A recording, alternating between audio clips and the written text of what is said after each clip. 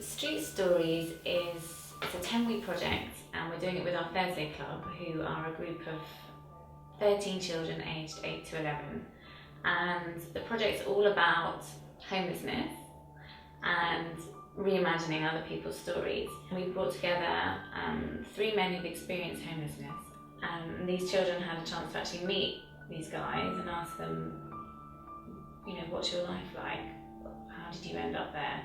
It's really lonely and cold, and you feel deserted sometimes. You're living on the street, and people just look down at you. You don't have any place to go. You are shunned. They asked me questions about my experiences on the streets, what it was like, what it felt like, whether it was cold, was I frightened, how much money did I have, whether I had a pet or not, that type of thing. Yeah, and just telling the experiences of waking up in the cold, and they were then creating their own homeless character. And some of the sentences they come out with, I've heard people say exactly the same thing. And that took me back a bit, because I wasn't expecting that. I wasn't expecting that insight from people that young.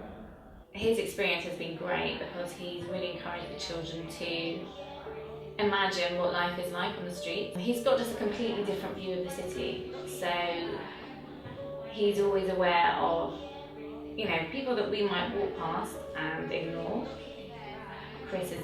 Chris notices where people are. A really fun part of this project, which I think the children have really enjoyed, is that we've taken them out and about. I mean, if you're writing about life on the streets, you need to get out on the streets. One session, Chris took us on a tour, so we walked through the streets of Brighton, up Trafalgar Street under the railway bridge, and down Queen's Road, and we just stopped and paused at Queen's Road. And just wrote as if we were sitting there, and we crouched down, and Chris asked us to think about what does the world look like when you are down at this level, and people are just walking past you with their suitcases up to the station. You were writing about our character Felix and how he felt because he doesn't have any home to live, and people has home so they can relax, but he cannot relax because people see them, and I think he felt uncomfortable. Do people look at you? Do they ignore you? What does that feel like? It was the noises of the street, it was the smell of the petrol, it was the feeling of how cold it was just sitting there in your coat. That's all such great inspiration to get some really good writing.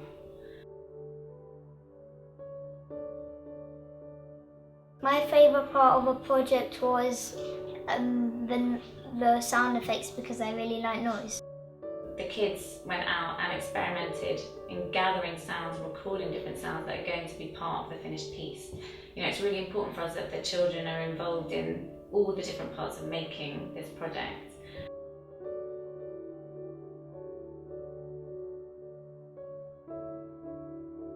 I point the microphone in the air so I can hear the aeroplanes. A few homeless people came and talked to us. We asked them some questions, and then we took their answers and made a character. And then from that, the children have drawn inspiration and created their own characters. Felix, Hannah and Jeff, so 3 people who are living on the streets. And the children have done all kinds of writing in the voices of these 3 characters. He's 25. He has a dog called Lucy, and his name is Jeff. I wake up and see I'm in 2 socks. I think that I must be dreaming, but I'm wrong. This is impossible. I am homeless now.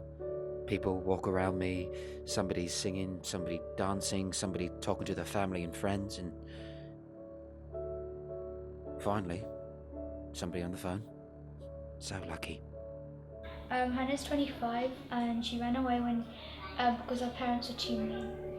She has a dog called Falcon, and she's her most prized possession. She was given to her by another person who couldn't look after her, and she's been living on the streets for 7 months. Black is the passers-by shoes stomping down the pavement like a marching band. Black is the outline of the shops. Not many people notice it. Black is the clock in our old kitchen. Orange is the sunset. Orange is my sleeping bag. Orange was my favourite colour when I was younger. My head is pounding as soon as I step through the door. Voices bounce off the walls, all of them mixing together to make one big, loud noise. Music plays through the radio. Utensils clang together and chairs scrape across the floor. Dropping my spoon into the milk and flakes. I rest my head in one hand, and with the other I shovel the food into my mouth. Soon enough, the bowl is empty, and I walk towards the showers. Soon it was time for us to leave, and so I set back out. I get angry when I think about my mother. A man stops and looks at me.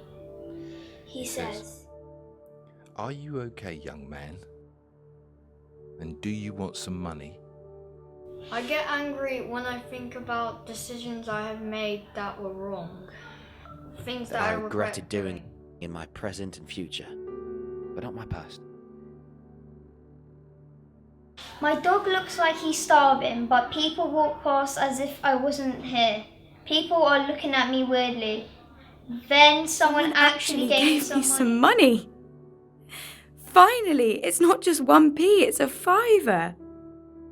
What I want most is to do what I want to do and have what I dream and think about.